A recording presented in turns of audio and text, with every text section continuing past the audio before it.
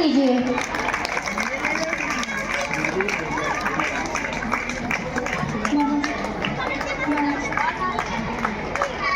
बोलो भारत माता की।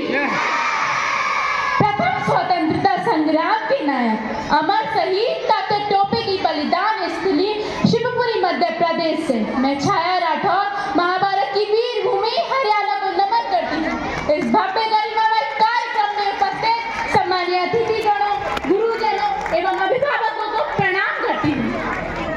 मेरे वक्तव्य का विषय है राष्ट्रीयता और धार्मिकता में सबसे पहले क्या और क्यों। देश के नागरिकों को सबसे पहले राष्ट्रीयता और धार्मिकता में किसे प्राथमिकता देनी चाहिए, यह एक जटिल प्रश्न है जिसके उत्तर में ऐतिहासिक, सांस्कृतिक एवं संवैधानिक दृष्टि से विवेचन आवश्यक है। इस विषय के निष्कर्ष पर पहुंचने से पहले हमें राष्ट्रीयता और धार्मिकता का अर्थ समझने के साथ साथ दोनों के पारस्परिक संबंध को समझने की नितांत आवश्यकता है। धार्मिकता के दो मुख्य अर्थ हैं। पहला पंथ विशेष के प्रति भक्ति और विश्वास है, जिसमें एक पंथ के विशेषों और नियमों को पालन करना शामिल है। धार्मिकता का दूसरा अर्थ नैतिक और सदाचारी होने का गुण है, जिसका अर्थ है सही काम करना और नैतिकता का पालन करना। राष्ट्रीयता का अर्थ किसी व्यक्ति और एक संप्रभु राष्ट्र के बीच का कानूनी और भावनात्मक संबंध से है, जिसके परिणाम स्वरूप राष्ट्र उस व्यक्ति को सुरक्षा और सुविधाएं प्रदान करता है और वह व्यक्ति राष्ट्र के प्रति कुछ कर्तव्य निभाने के लिए बाध्य होता है।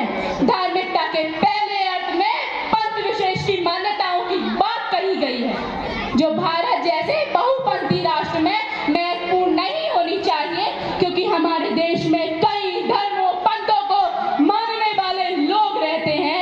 यदि अलग अलग पंथों के लोग अपनी अपनी पंथों की मान्यताओं को प्राथमिकता देंगे तो यह राष्ट्रीयता, एकता और अखंडता में बाधक होगा।